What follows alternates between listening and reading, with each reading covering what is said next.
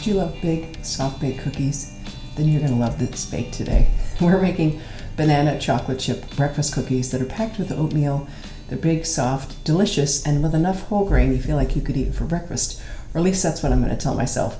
Hi, I'm Carolyn, and this is the Chili Bakes Gluten-Free podcast, and I'm so happy you're joining me today. If you haven't been here before, I'm the gluten-free baker that makes things so good you won't miss the wheat, because I won't eat it if it tastes bad. Thanks so much for being here. I'm really excited about today's bake. I can't speak. And it's an easy bake. It's going to go quickly. It's a great thing to have. We used to always make them as kids and use them for vacations, and we'd eat them in the car, which was pretty cool because you could have a whole bag full of them. They're great in the freezer. They're great. They're just great. You can make them vegan. I will leave a vegan option in the recipe, which is always fun to have for people who have even more dietary restrictions than I have. So I'm super excited to have you here today. I'm really excited to share this cookie with you. Let's get to baking. This bake is really basic. It's a lot like making biscuits. You don't need any special equipment. I can't say equipment. You don't need any special equipment, but you need some ripe bananas. That's a prerequisite.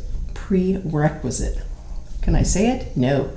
You need about a quarter cup, and I'm adding mini chips to mine. I like how they're evenly distributed in the dough, and so you get chocolate in every bite, which I think is super yummy. So that's kind of it. You do need to preheat your oven to 375, and then we're going to get to baking. Here are the dry ingredients. There's 1.5 cups of old-fashioned gluten-free oats, and 1.25 cups of cup-for-cup multi-purpose flour. Then we have 1 teaspoon of cinnamon, and then here is 3/4 cup of salt. No, 3/4 teaspoons of salt, 1/4 teaspoon of xanthan gum for some chew, and then we have baking soda, 3/4 teaspoon. This is 1 teaspoon of sweet rice flour, and let's whisk this together. There we go. And then we're going to cut in the butter. This is 1/4 cup of butter. It's cold, not super cold. And then we're going to cut that in. So we're going to make the butter, mix it into the flour in small pieces, almost like you do with biscuits. You can do it with a fork. It takes a little while. And then you just squish it in. You might have to get it out of the fork tines. Or you can use a pastry blender if you have one with multiple blades that just cut through the butter. It's very cold butter. Or you could use a mixer.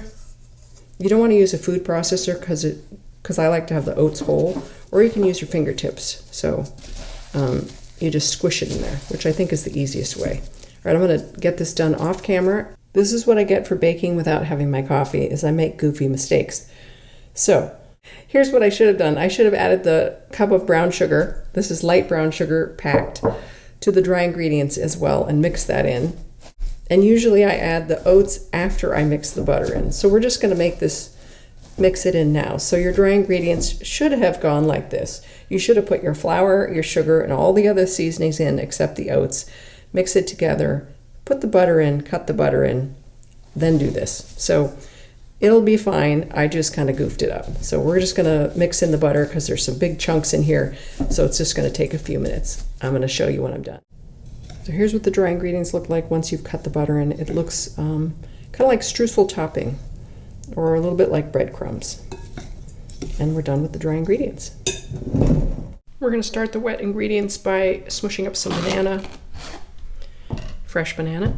We're going to want about a 1/4 cup is what we're looking for. So I'm starting with half a banana. And I like it smashed pretty well. If you like chunks, you do need the moisture from the banana, so I would say you want to smash it pretty well. Because half the moisture is coming from the banana and half of it's coming from the milk. And depending on how ripe your banana is, it'll be a little drier or a little wetter. So we're going to maybe add a little more milk if we need to, just depending on how much moisture is in the banana. But that's not too hard to do. All right, I'm going to mash up a little more banana. I'm just going to add that in there. So for the milk, it's 1/4 cup buttermilk or sour milk. I don't have buttermilk. Sometimes they don't have it in the store, so I'm just taking fresh lemon. You could also use vinegar, and I'm just going to squeeze, about a half a teaspoon in there. I'm just going to stir it around. It's going to look strange and curdle, but that's okay. And I'm going to let that sit for a minute. All right, let's whisk together the wet ingredients. Here's the 1/4 cup milk where I added lemon juice, so it's 1/4 cup total. So it's now soured milk. Then we have 1/4 cup of mashed banana. And I'm going to add a half a teaspoon of vanilla. I just like the way vanilla rounds things out a little bit. And we're just going to do whisk here. All right, and into this big bowl it goes. It's the worst spatula. It's so tiny. Yikes. All right, I'm using my Dutch whisk because any thick dough, this thing just cuts right through it. And it'll just take a minute. And if you want to add a little more milk, like if it's not mixing, if your banana was kind of dry, we can add a little bit more milk, just maybe a tablespoon or two to get this together. I can use it like this, but I want it a little softer, so I am going to add a tablespoon extra milk, and I'm getting back to you. So I added a little more milk, a tablespoon, and it's a little bit more, I was going to say damp. I have a cup of mini chips to add, but now I feel like it might be too much. It's up to you how many chips you add. I think I'm going to add half a cup and see how I like that. And I am going to add pecans. You don't have to add nuts, but I like the crunch. I just think it's a nice textural change. And with all the oats, I like the nuts. We're just going to give it a quick stir. And there you have it. Let's scoop the tray here. Whoa. You want to leave a few inches in between, like 3 inches in between. The cookies will be about 3.5 inches if you decide to press them down. Now, I usually take a damp hand and I press them down a little bit to be about 3/4 of an inch thick. Or you could leave them domed. If you leave them domed like this, it takes a few more minutes to cook. And then you just have a craggier cookie and it's a little softer on the inside. That gets to be your choice. But you will have to cook it a little longer. And I'm going to get these in the oven about 11 to 13 minutes for the flattened ones and probably about 12 to 15 for the domed ones. I'm always baking. Seriously, I'm always baking. I've always been baking my whole life and I'm going to keep baking. And since I only bake gluten-free, that's what you're going to get from me. And I have really high standards because I know how good things are supposed to taste. So if you're someone who needs to eat gluten-free, but you like the traditional taste, texture, and flavor of bakes that you used to have when you're kids, you should stay right here. You should subscribe and rate, review, let me know all the good stuff so I know what I'm doing is helping people, because that's really what I'm here for. I'm trying to take my skills and show people maybe something they don't know so they can learn to eat gluten-free that tastes delicious and they don't feel so deprived. So I'd love it if you want to hang out with me more often, because I'm going to be here baking. So thanks so much for joining me, and I really appreciate you coming. I know everyone's busy and has lots of things going on, so when you come joining me in the kitchen, it's my favorite thing ever, and I super appreciate it. So thanks so much. Okay, so here's what the finished cookies look like. These ones I didn't tamp down. Actually, I'm going to put these in a little bit. So these ones are finished, the ones I flattened, this one and that one. So the other ones are taking a little longer. We're going to leave them in for about 3 more minutes, but this is what they look like. All right, I have a plate of cookies. This is always very exciting. And these are the banana chocolate chip oatmeal breakfast cookies. I'll show you that lovely cookie. It's very craggy. This one I think I flattened, so it's a little flatter than some of them. Some are bigger, a little bigger. Well, let's take a bite of this thing. It's packed with oats. Smells a little banana-y. You know, there's a 1/4 cup of fresh bananas, so it's not like banana that hits you in the face. And then there are big pecans. It's good, really good.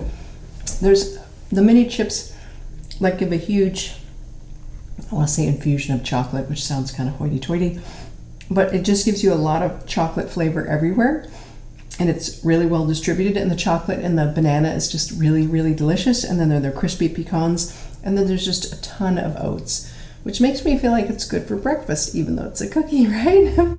Anyway, it's a little bit soft in the middle. If you don't like your cookie that way, cook it longer.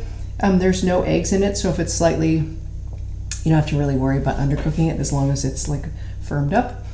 So you can make it a little softer or a little harder depending on how you want to cook it. If you leave them domed, they will stay softer, which is kind of nice. They freeze really, really well. We used to make these as a kid and put them in the freezer, and then we'd use them on our car trips and then just eat them in the car. Of course, we made them giant, which was pretty cool, which you can do too. Thank you so much. I am trying not to eat this other piece of cookie with chocolate, but I'm totally distracted and I have chocolate on my fingers. So I'm gonna put that down. Thanks so much for joining me in the kitchen. I hope you enjoyed cooking with me and liked the recipe as much as I do. It's delicious. It's a little bit treaty, but not too treaty. You can eat it for breakfast or as an after-school snack, or maybe before you go to bed. I think they're perfect for just about any time. Anyway, I'm really glad that you were hanging out with me in the kitchen. The next bake is going to be raspberry cheesecake. what can I say about raspberry cheesecake except it's just raspberries and cheesecake is such a perfect pairing. I'm so excited. I love cheesecake. I love raspberries. You're going to love it too. It's amazing. Cheesecake's so easy and it's just such a treat. Every time I make it, I always think, oh, I should make more cheesecakes, which is probably a good thing that I don't. Anyway, I'd be eating them constantly. Anyway, thank you so much for joining me. I hope you had fun. In the meantime, bake something gluten-free and delicious. Enjoy it. Bye-bye. I'm just going to keep eating the cookie. I don't want to stop eating the cookie. It's good. It's kind of like a, I don't know. Is it like a muffin? It's not a muffin. A soft baked cookie. You got one?